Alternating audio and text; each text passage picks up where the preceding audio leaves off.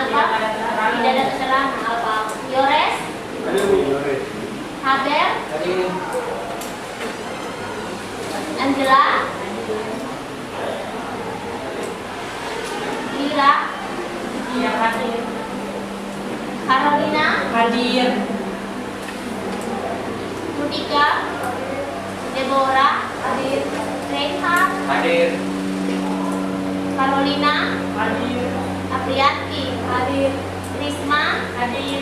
Stella. Hadir. Maria. Hadir. Anastasia. Ada sakit. Sakit. Oke. Berarti ada berapa orang? Ada 3 orang yang tidak hadir ya hari ini. Nah, sebelum kita ke pembelajaran, Ibu kasih sedikit permainan biar kalian fokus kepada pembelajaran yang akan kita mulai. Peraturannya seperti ini. Fokus ya, ingat, fokus. Apa yang Ibu tunjuk itu yang kalian pegang. Nah, apa yang Ibu pegang itu yang kalian pegang. Oke. Bagaimana tadi peraturannya? Apa yang Ibu pegang, kita pegang. Oke. Mulai ya. Hidup.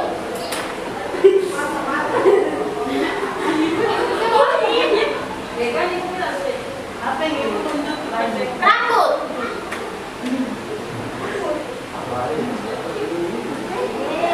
Apa yang Ibu tunjuk? Hampir 50% belum fokus. Tadi aturannya apa? Apa yang Ibu pegang itu yang kalian pegang. Memang apa yang Ibu bilang itu yang kalian pegang, bukan ya? Sudah? Kita coba kembali. Gigi.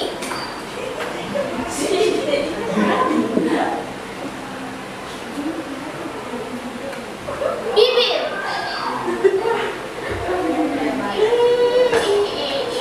Memang belum. Coba diingatkan kembali. Apa yang Ibu pegang itu yang kalian pegang. Oke? Oke. Tolong ini semua fokus. Sekali lagi.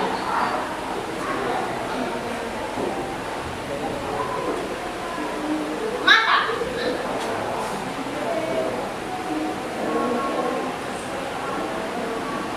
Hidung.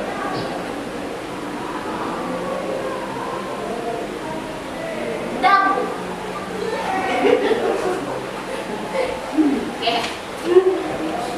Sudah lumayan daripada yang tadi. Masih ada 1 orang atau 2 orang yang belum fokus. Jadi, Ibu harapkan kalian bisa fokus untuk pembelajaran kita yang akan kita lakukan hari ini. Gimana dengan permainan tadi? Seru. Ya. Kemudian hari ini kita akan mempelajari tentang kehidupan politik pada masa demokrasi liberal.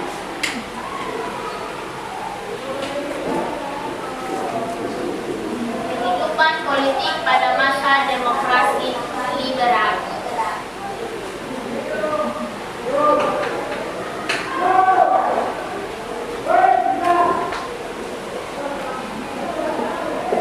Apa hubungannya materi kita hari ini dengan materi kita minggu yang lalu? Masih ingat kalian tentang materi kita minggu yang lalu? Siapa yang masih ingat? Silakan. Yaitu kehidupan politik dan ekonomi pada masa demokrasi liberal. Dalam demokrasi liberal, Indonesia menganut sistem pemerintahan parlementer di mana Presiden Soeharto berperan sebagai kepala negara dan Perdana Menteri sebagai kepala pemerintah. Presiden Soeharto pada masa Presiden Soeharto Soekarno. Betul. Jadi materi kita hari ini masih ada hubungannya dengan materi kita minggu yang lalu. Kalau pada tentang pada masa demokrasi liberal. Tetapi masih sama pada masa pemerintahan Presiden Soekarno. Ada dua sistem pemerintahan pada masa pemerintahan Soekarno, yaitu awal kemerdekaan itu sistem presidensil, kemudian berubah menjadi liberal, dan kemudian berubah lagi menjadi sistem demokrasi terpimpin. Oke. Sekarang kita lihat apa sih manfaat kita mempelajari tentang demokrasi atau kehidupan politik pada masa demokrasi terpimpin. Menurut kalian ada manfaatnya tidak kita mempelajari ini? Apa coba? Silakan, kita tolong kasih alasan. Apa manfaat kita mempelajari demokrasi terpimpin ini?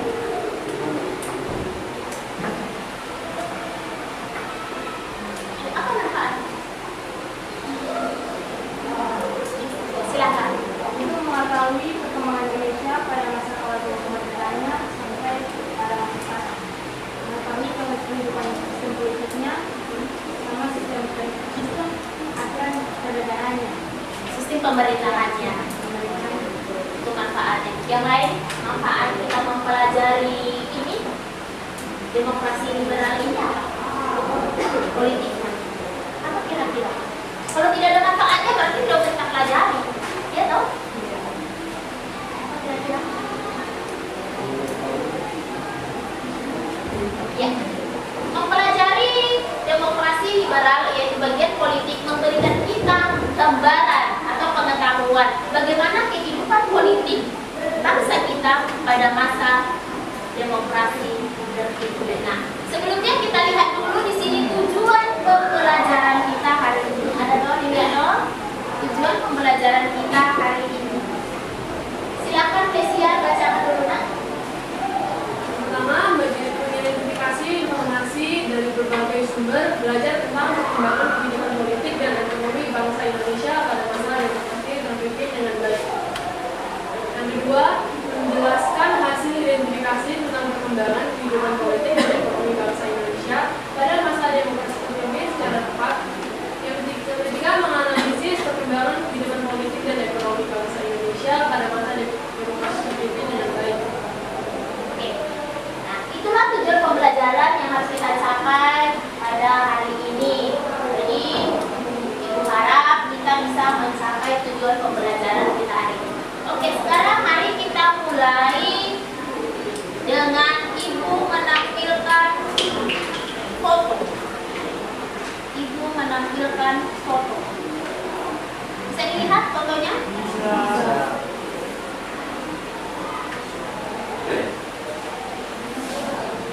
Oke, silakan diamati dulu.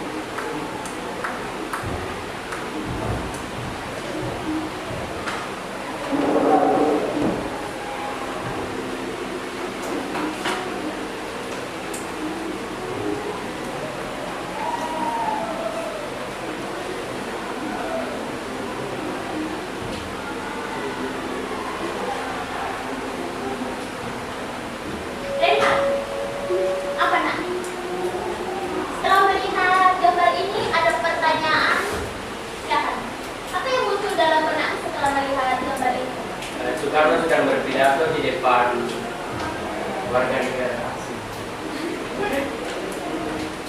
Itu yang kau lihat.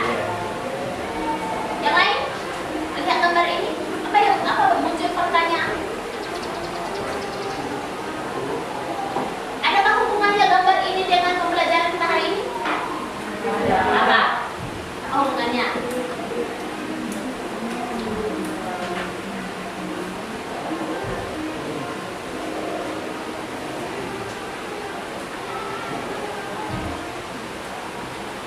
Tadi kita baca Pada masa demokrasi terpimpin, siapa yang memerintah? Soekarno. Tuh. Jadi dari gambar ini, silakan, ada lagi yang mau bertanya? Tentang gambar yang kalian amati tadi, silakan.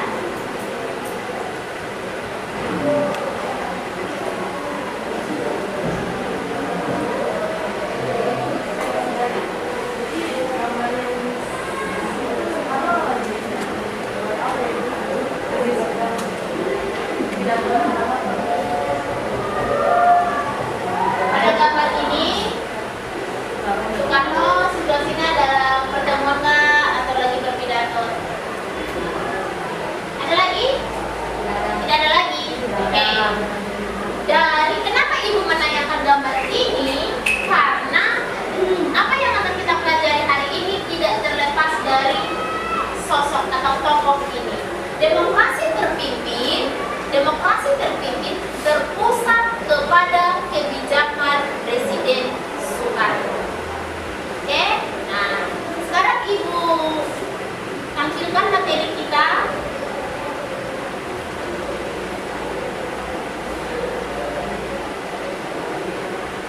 Bagaimana dinamika politik Indonesia pada masa demokrasi terpimpin. Jadi periode demokrasi terpimpin itu mulai dari 1959 sampai 1965.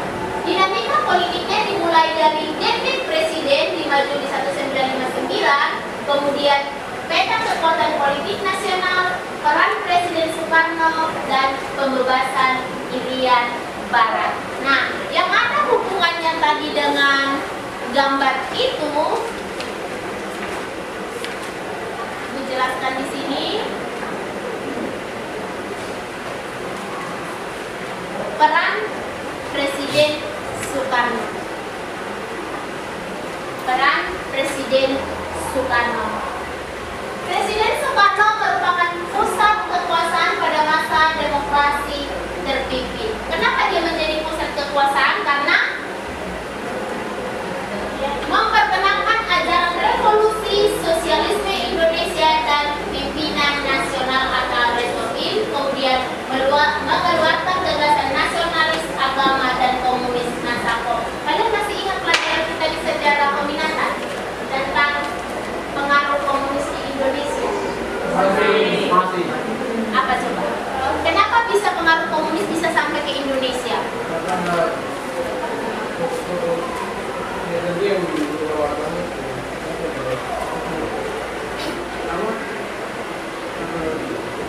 Ini ada hubungannya dengan terjadinya perang dingin, ya toh? Terjadinya perang dingin, di mana ada dua paham besar di dunia, yaitu antara dua negara adik kuasa pada saat itu, ada Uni Soviet dan Amerika. Sehingga berkembang dua paham di dunia, yaitu liberalis dan komunis. Nah, pengaruh dari paham komunis ini juga datang atau sampai ke Indonesia itu karena apa? Hubungan antara Tiongkok dan Indonesia yang begitu baik. Nah, itu tidak terlepas dari peran dari Soekarno. Kemudian dalam menjalankan pemerintahannya mengalami penyimpangan. Pada masa demokrasi terpimpin, Soekarno sebagai pusat pemerintahan dikatakan menyimpang. Kalau menyimpang itu maksudnya apa sih kalau menyimpang?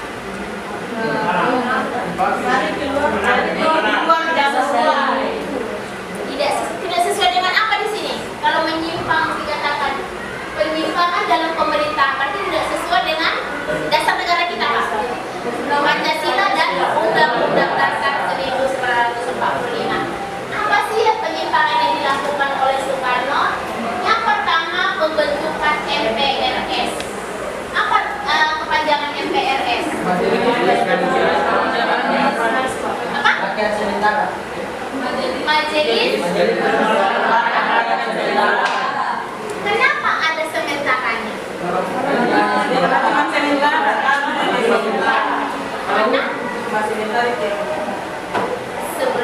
dilakukannya pemilihan.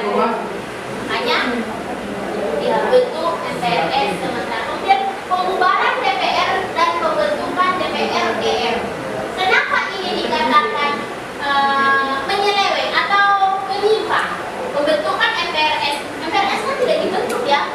Tapi MPR itu dipilih rakyat. Kemudian pembubaran DPR. Kenapa presiden membubarkan DPR? Tidak, karena DPR dipilih oleh rakyat. Oke, jadi itu menyimpang. Pembentukan Dewan Pertimbangan Agung sementara atau sering disebut DPAS. Kenapa ini menyimpang? Karena dalam pembentukan Dewan Pertimbangan Agung ini tugasnya ini adalah memberi nasihat atau memberi masukan kepada presiden. Oke? Tugas dari DPAS adalah memberikan masukan atau pertimbangan kepada presiden. Tetapi dalam pelaksanaannya yang menjadi ketua dari DPAS ini adalah Soekarno. Bingung kali ya? Dia yang harus diberi pertimbangan, tapi dia yang memberi pertimbangan. DPAS ini memberikan masukan atau memberikan pertimbangan kepada presiden. Tetapi yang menjadi ketua dari DPAS ini justru seorang presiden. Jadi tidak efektif ya. Oke. Jadi itu tadi beberapa kebijakan yang dilakukan oleh Soekarno yang menyimpang dari Undang-Undang Dasar 1945. Oke. Kemudian ada beberapa kebijakan yang lain lagi, seperti pembebasan Irian Barat. Pembebasan Irian Barat. Kalian masih ingat KMB? Salah satu hasil dari konferensi meja bulat apa? Yang ada hubungannya dengan Irian Barat. Apa pada saat itu? Pada KMB, Belanda mengakui kedaulatan atau mengembalikan kedaulatan kepada NKRI, ya, atau Belanda mengakui Indonesia sebagai negara merdeka. Tapi ada satu poin penting dalam hasil KMB itu, di mana masalah Irian Barat akan dibicarakan setahun berikutnya. Begitu toh? Ya. Nah, ini sebenarnya pada masa demokrasi terpimpin yang ditagih oleh Indonesia, Coba kita lihat latar belakangnya. Belanda tidak mau menepati hasil KMB. Kemudian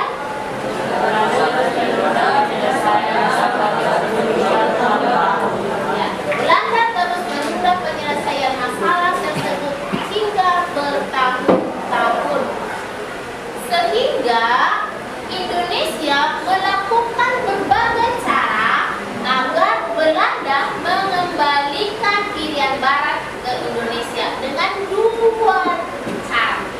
Yang pertama dengan cara diplomasi. Tahu diplomasi? Gimana kalau diplomasi? Berunding, melakukan perundingan. Kemudian yang kedua melalui, kalau tidak baik, tidak berhasil dengan berbicara atau berunding, berarti melakukan survei. apa yang dilakukan oleh Indonesia pada saat itu?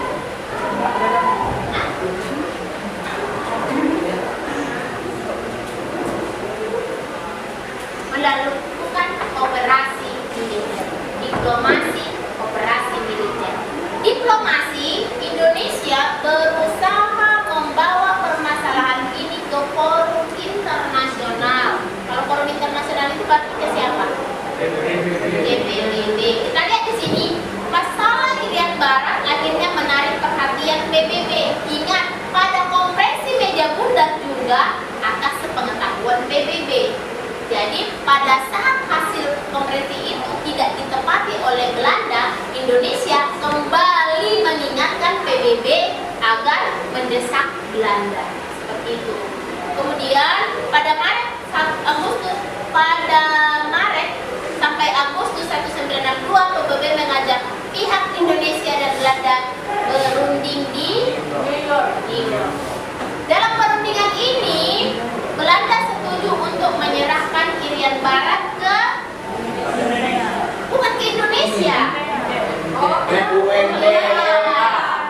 Belanda menyerahkan Irian Barat ke Untea. Untea itu siapa? Untea adalah lembaga yang dibentuk oleh PBB untuk menangani permasalahan Irian Barat. Jadi ini satu lembaga yang dibentuk PBB untuk mengatasi atau menangani permasalahan Irian Barat antara Belanda dengan Indonesia.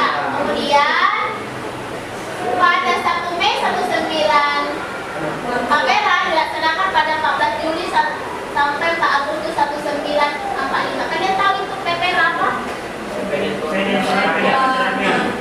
Penentuan pendapat rakyat. Bagaimana mekanisme pelaksanaannya?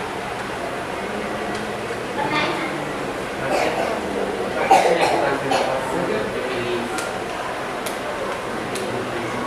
Iya, dibuat pemungutan suara. Papera itu dibuat pemungutan suara. Begitu. Yaitu pilihannya bergabung dengan NKRI atau melepaskan diri dari. Hasilnya seperti apa? Pada 1 Mei 19 nanti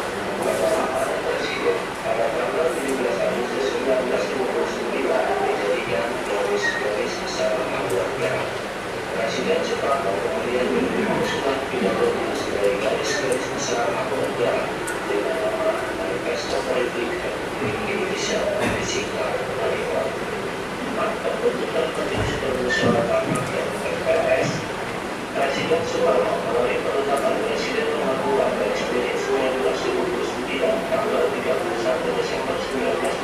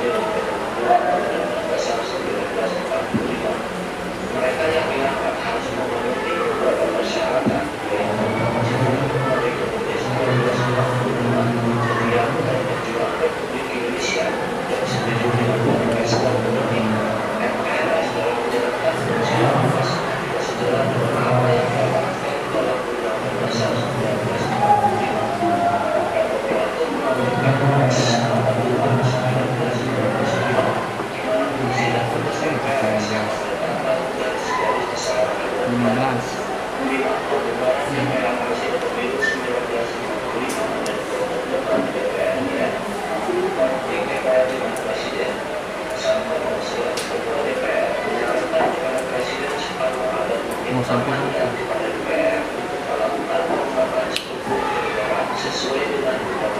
sampai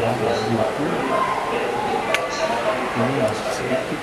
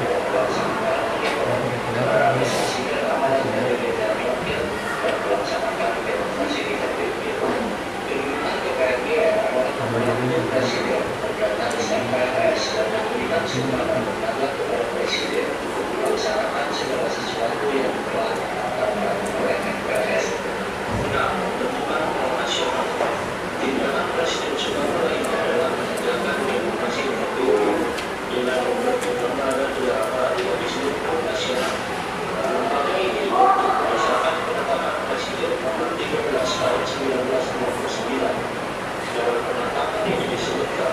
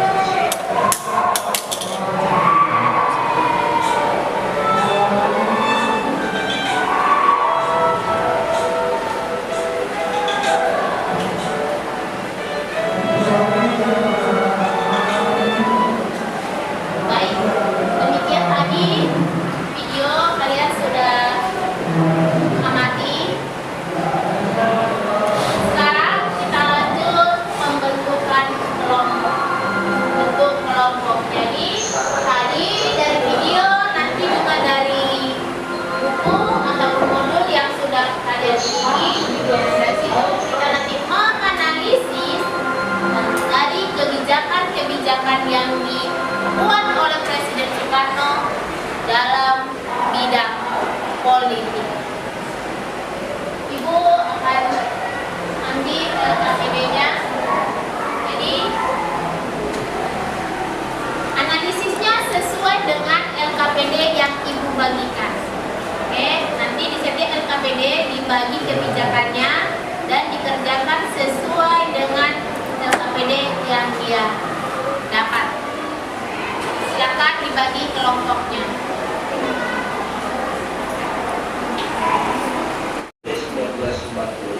Setia kepada perjuangan Republik Indonesia dan setuju dengan manifesto politik. Ini satu kali terus. Sampai ke pandemi. Oh, ini dipencet itu saja. Tidak ada lagi dipencet. Oh, iya. Yang diatur melalui Perpres nomor 2/1999, di mana fungsi dan tugas MPRS hanya menetapkan garis-garis besar anggotanya. Di mana perubahan DPR masih pemilu 1945 dan pembentukan DPR, konflik DPR dengan Presiden. Saat hasil pertemuan DPR menyarankan kepada Presiden Soekarno agar meminta mandat kepada DPR untuk melakukan pengembangan struktur negara sesuai dengan Undang-Undang Dasar 1945 dan untuk melaksanakan program kabinet. Bahkan Soekarno meyakinkan Presiden bahwa mandat itu pasti akan diberikan, namun Presiden Soekarno menolak. Dia hanya akan datang ke DPR untuk menjelaskan perubahan konstitusi dan lain-lain, bukan untuk meminta mandat. Hal ini berarti Presiden tidak mau terlibat dengan DPR. Konflik terbuka antara DPR dan Presiden akhirnya terjadi ketika DPR menolak rencana anggaran belanja negara tahun 1960 yang diajukan oleh pemerintah. Pembukaan DPR dan Presiden Soekarno dilakukan pada tanggal 5 Maret 1960. Ia kemudian mendirikan DPR berkepentingan DPRG. Para anggota DPRG ditunjuk Presiden tidak berdasarkan penerimaan kekuatan partai politik, namun lebih berdasarkan penerimaan golongan yaitu nasionalis, Islam, komunis, Kristen Katolik, dan golongan fungsional. Pelantikan anggota DPRD dilaksanakan pada 25 Juli 1960 dengan tugas pokok melaksanakan manipul, merealisasikan amanat pendidikan rakyat, dan melaksanakan demokrasi terpimpin. Kedudukan DPRD adalah membantu Presiden mendatangi MPRS dan memberikan sumbangan tenaga kepada Presiden untuk melaksanakan segala sesuatu yang telah ditetapkan oleh MPRS. Pembentukan Front Nasional. Tindakan Presiden Soekarno lainnya adalah menegakkan demokrasi terpimpin dengan membentuk lembaga negara baru yang disebut Front Nasional. Lembaga ini dibentuk berdasarkan penetapan Presiden nomor 13 tahun 1929. Dalam penetapan ini disebutkan bahwa Front Nasional adalah suatu organisasi massa yang memperjuangkan cita-cita proklamasi dan cita-cita yang terkandung dalam Undang-Undang Dasar 1945. Front Nasional langsung diketuai oleh Presiden Soekarno. Pengakuan lembaga tinggi negara. Langkah Presiden Soekarno lainnya adalah melakukan revolusi kabinet berdasarkan penetapan Presiden nomor 94 tahun 1962 tentang pengintegrasian lembaga tinggi negara dan tertinggi negara dengan eksekutif. MPRS, DPRD, DPR, Mahkamah Agung, dan Dewan Perancang Nasional dipimpin langsung oleh Presiden. Tentang integrasi lembaga-lembaga tersebut dengan eksekutif membuat pimpinan lembaga tersebut dapat menjadi menteri dan ikut serta dalam sidang sehingga kabinet tertentu dan juga ikut merumuskan dan menetapkan kebijakan pemerintah pada lembaganya masing-masing. 8. Pembentukan musyawarah pembentuk pimpinan revolusi MPPR. Selain itu, Presiden juga membentuk suatu lembaga baru yang bernama Musyawarah Pembantu Pimpinan Revolusi berdasarkan penetapan Presiden nomor 4 Garis Miring 1962. MPPR merupakan badan pembantu pemimpin besar revolusi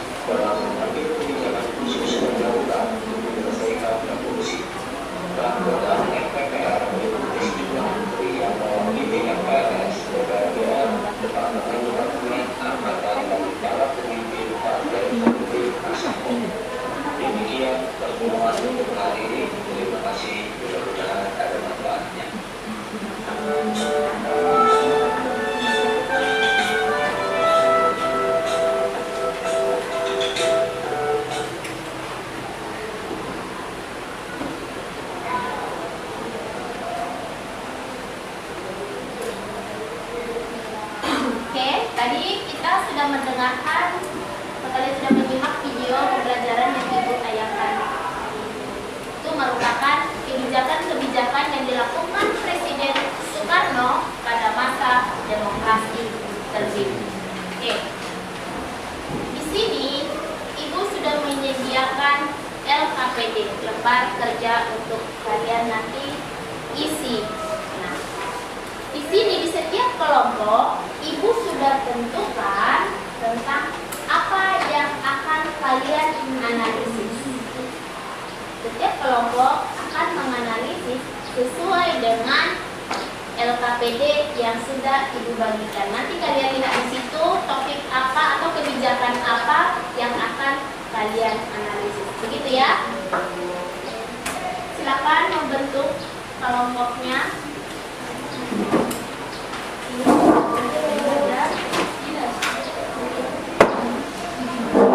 Kalian bergabung. Silakan.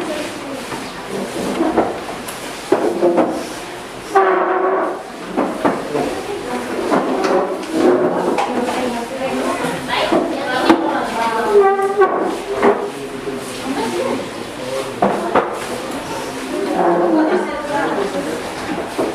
silakan. Sudah sesuai dengan kelompoknya ya. Silakan. Nah, di situ Ibu sudah siapkan tempat di LKPD untuk menulis nama-nama anggotanya. Nah, sekarang Ibu jelaskan dulu bagaimana proses pembelajaran kita dalam metode diskusi ini. Ibu harap semuanya berperan aktif selama berdiskusi. Setiap anggota kelompok berperan dalam berdiskusi. Ibu akan mengamati kalian saat berdiskusi dan Ibu akan menilai atau memberi poin-poin kepada yang aktif. Selama melakukan diskusi diharapkan semua berperan aktif, gitu ya? Oke, silakan dikerjakan. Kalau masih ada yang belum jelas, boleh tanya ke Ibu. Ya, bagaimana?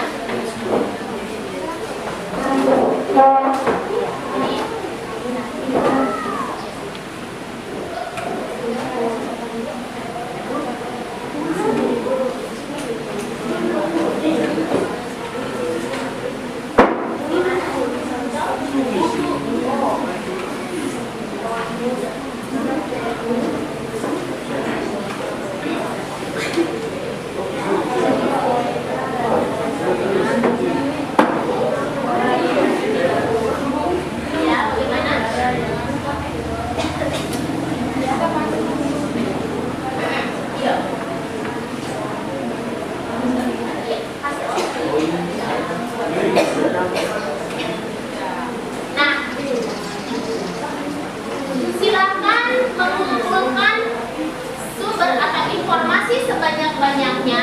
Bisa kalian pakai buku kalian, buku paket yang kalian punya.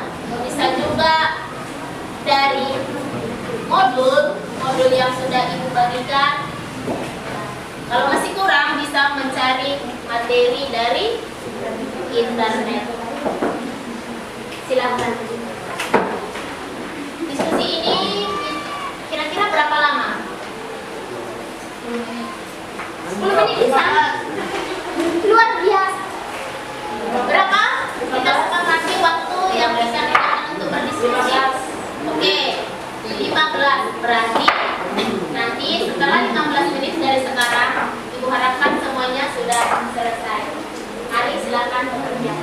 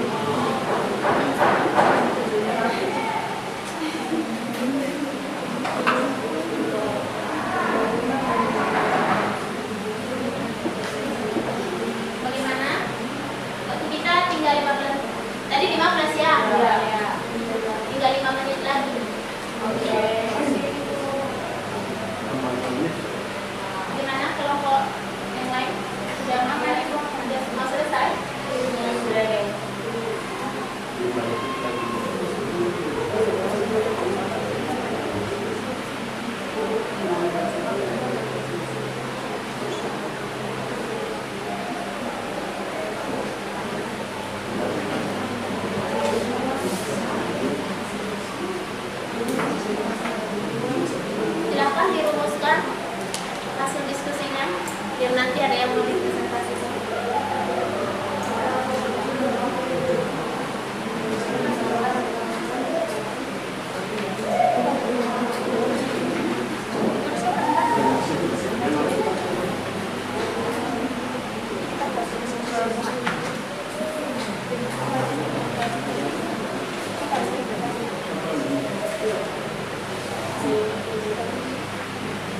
Kelompok siapkan satu orang untuk presentasi.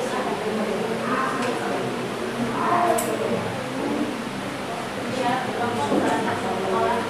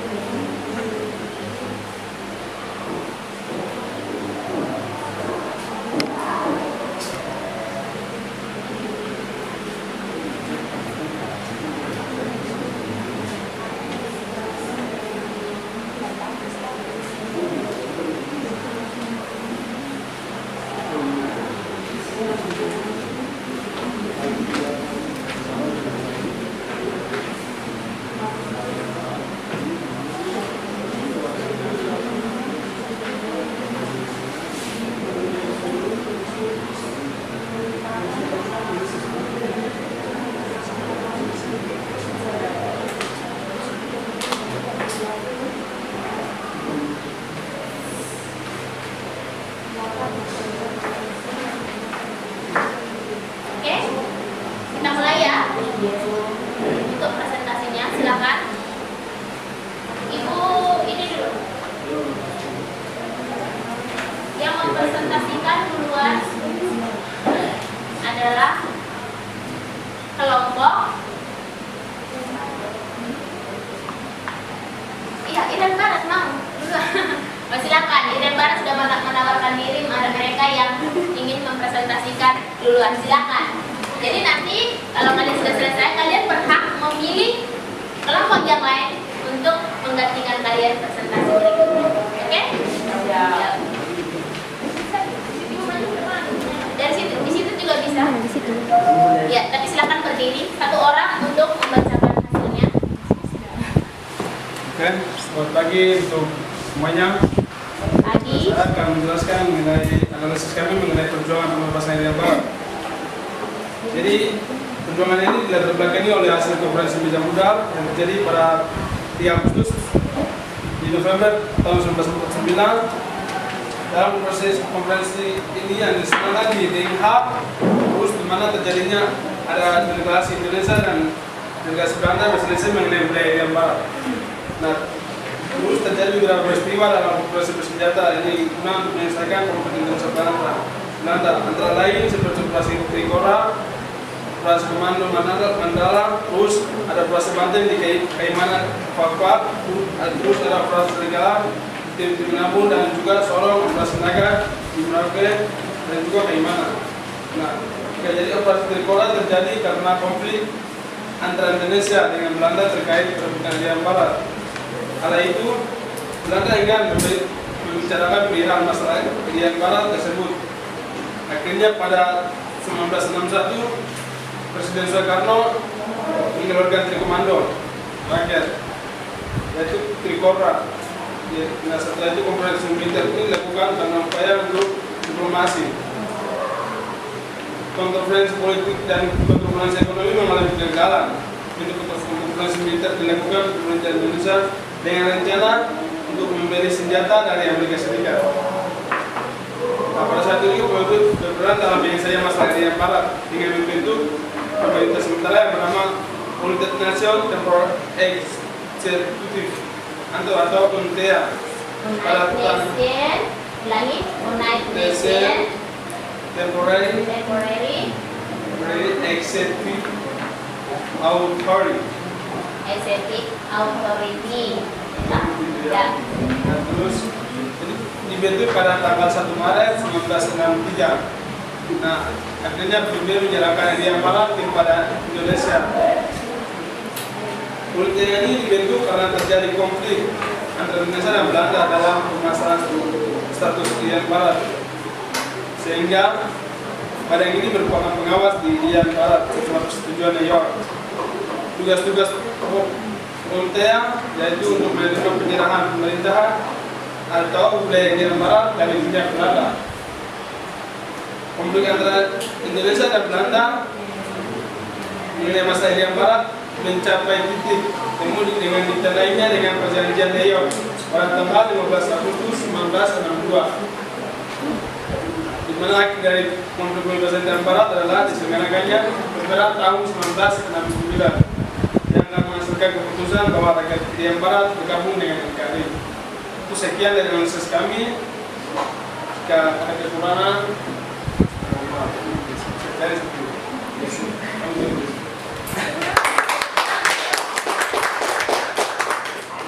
Baik, tadi teman kita yang membahas tentang pembebasan Irian Barat sudah memaparkan analisis mereka.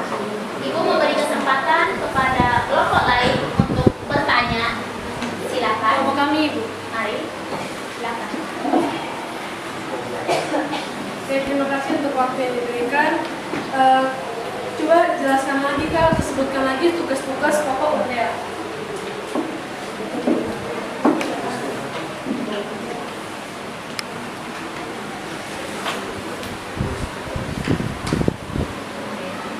Oke, terima kasih. Pertanyaannya sangat bagus. Oke, saya akan menjawab mengenai pertanyaan dari teman kita Malaysia. Jadi kau juga harus menjawab dengan bagus.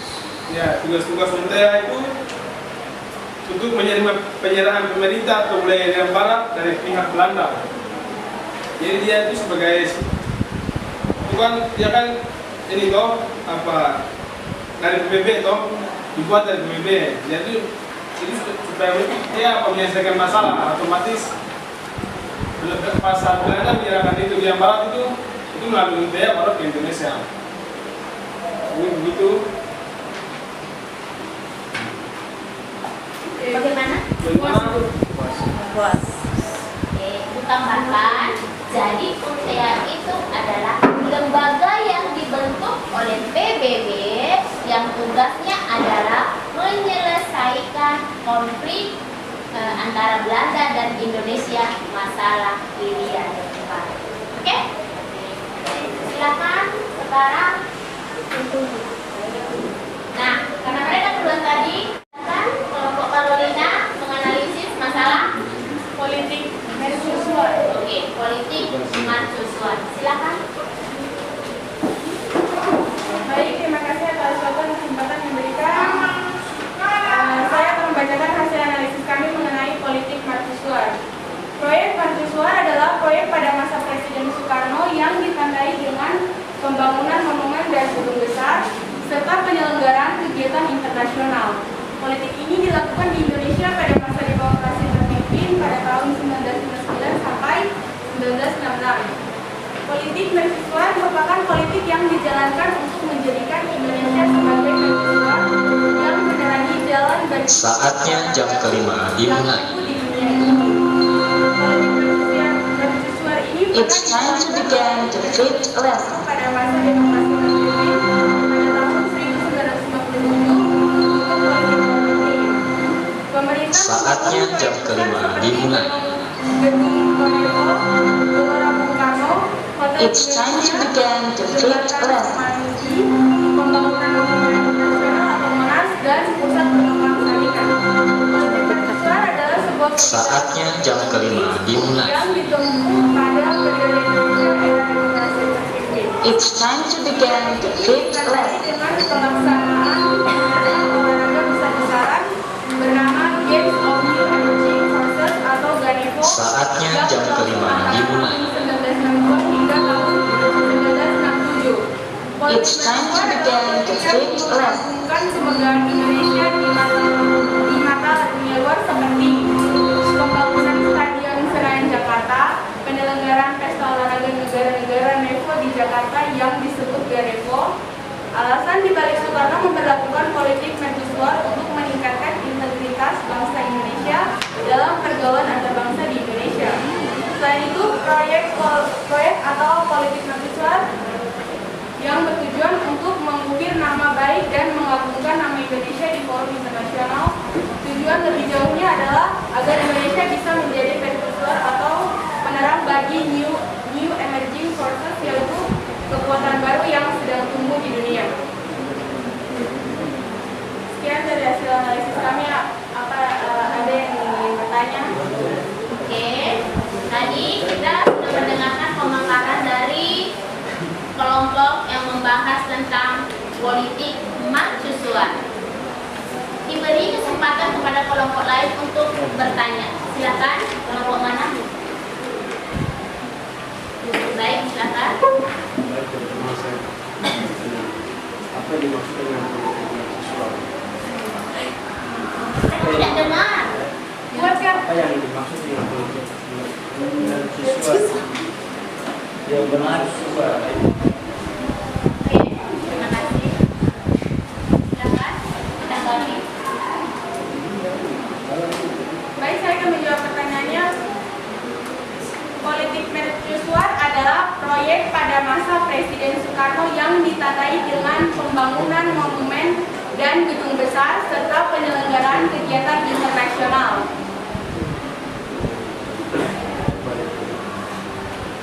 Kelompok lain ada yang mau bertanya? Kalau itu bertanya bisa kan? Apa tujuan dilaksanakannya politik mercusuar?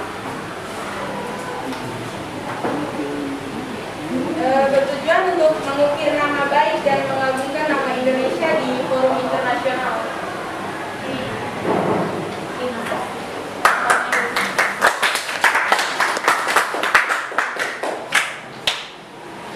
Ya, diberikan kesempatan untuk memilih kelompok berikutnya untuk berpartisipasi. Kelompoknya ini beda.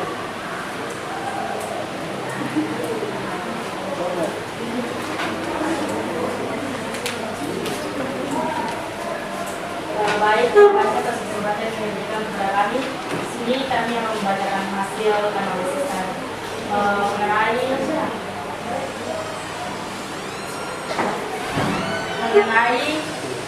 konfrontasi dengan Malaysia. Konfrontasi dengan Malaysia.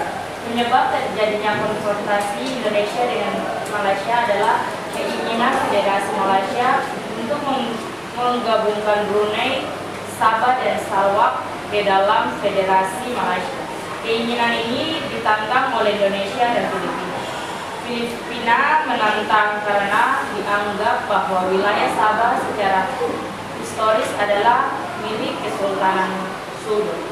Konfrontasi Indonesia-Malaysia adalah sebuah peristiwa perang yang disebabkan oleh wilayah pemberontakan penggabungan wilayah Sabah, Brunei, dan Sarawak yang terjadi antara Federasi Malaysia dan Indonesia pada tahun 1962 hingga 1966. Konflik ini terjadi karena Indonesia menantang rencana pembentukan Federasi Malaysia yang akan terjadi dari Federasi Malaya, Sabah, Sarawak, Singapura, dan Brunei. Alasannya karena Indonesia menganggap bahwa negara didirikan untuk melindungi kepentingan Inggris di Indonesia Tenggara, di Asia Tenggara.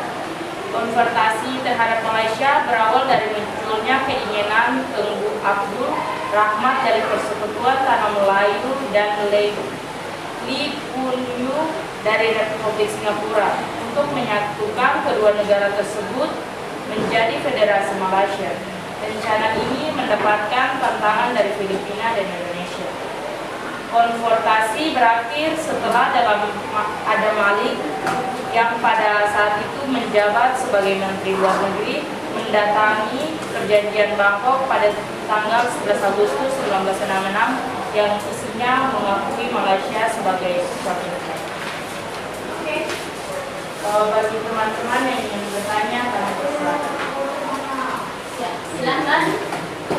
Yang mau bertanya tentang konfrontasi dengan Malaysia? Yang mau ditanyakan silakan.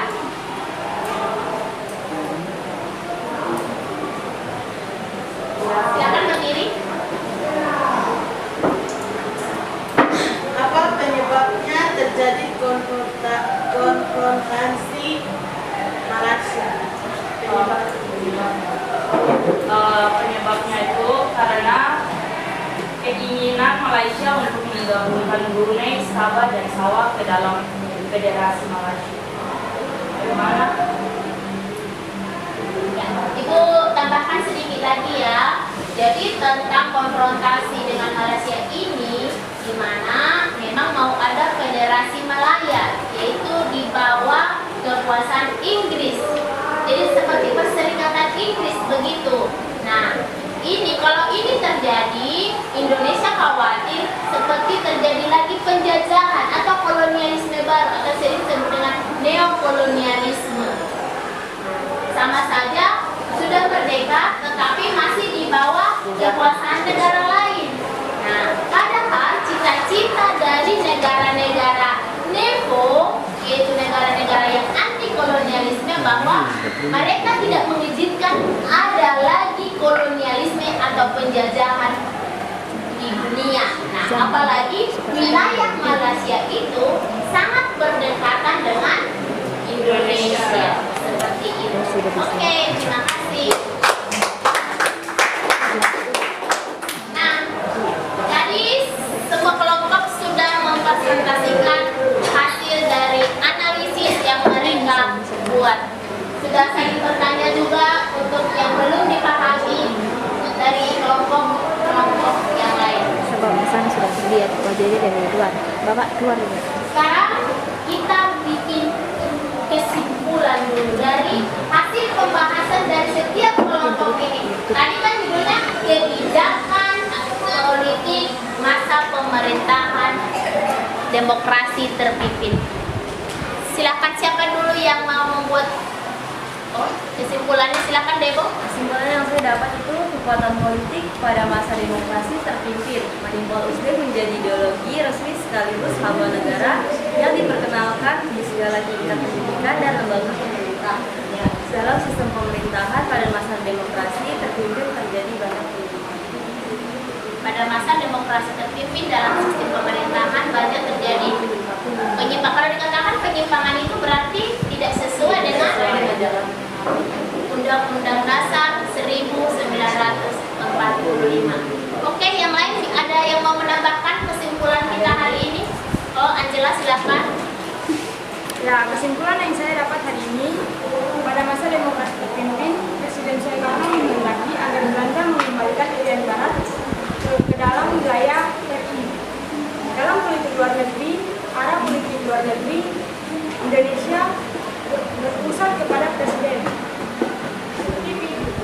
Ya, jadi catatannya di sini bahwa pada masa demokrasi terpimpin, kedudukan Soekarno sangat penting, di mana dia merupakan presiden dan juga sebagai kepala pemerintahan, dan banyak kebijakan-kebijakan yang dia lakukan atas keinginan sendiri atau pemerintahan berpusat kepada presiden. Oke, jadi untuk pembahasan kita hari ini Ibu kira sudah cukup jelas ya. Untuk ininya LKPD-nya silahkan dikumpulkan.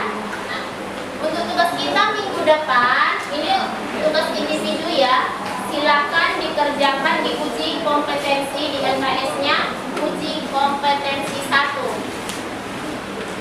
Diuji kompetensi 1 bisa dilihat. Oke, dikerjakan bagian A dan B. Kerjakan bagian A dan B. Nah, tadi dalam sewaktu kita melakukan diskusi, Ibu sudah mengamati kedisiplinan, kemudian keaktifan dari masing-masing dan Ibu memberikan apresiasi atau penghargaan kepada kelompok yang membahas tentang politik mercusuar. Terima kasih untuk kelompok mercusuar. Semoga teman-teman yang lain terinspirasi untuk pembelajaran berikutnya lebih. Ibu mau merefleksikan pembelajaran kita hari ini. Bagaimana pembelajaran kita hari ini menurut kalian? Menyenangkan. Menyenangkan. Karena alasan menyenangkan.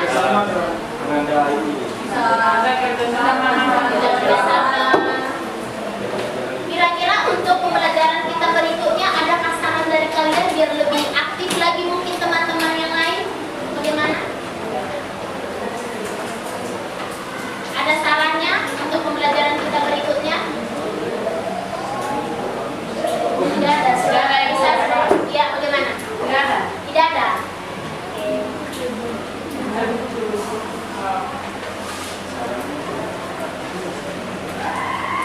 Oke, sudah semua tadi mengumpulkan ini dengan bedanya sudah semua kelompok. Sudah ya. Oke. Nah, untuk pembelajaran kita minggu depan, materinya kita akan membahas tentang kehidupan ekonomi pada masa demokrasi terpimpin. Hari ini kita mempelajari masalah ekonominya, minggu depan kita lanjutkan tentang hari ini politik, minggu depan ekonomi. Jadi tidak ini kan, itu salah harus diluruskan, dibenarkan seperti itu. Oke, terima kasih untuk semua pembelajaran kita hari ini. Semoga apa yang kita pelajari kembali tadi itu kalian bisa pahami dan mengetahui atau tujuan pembelajaran kita tadi tercapai. Oke, sekarang mari kita tutup pertemuan kita hari ini dengan doa. Silakan. Abel, silakan Abel. Mari.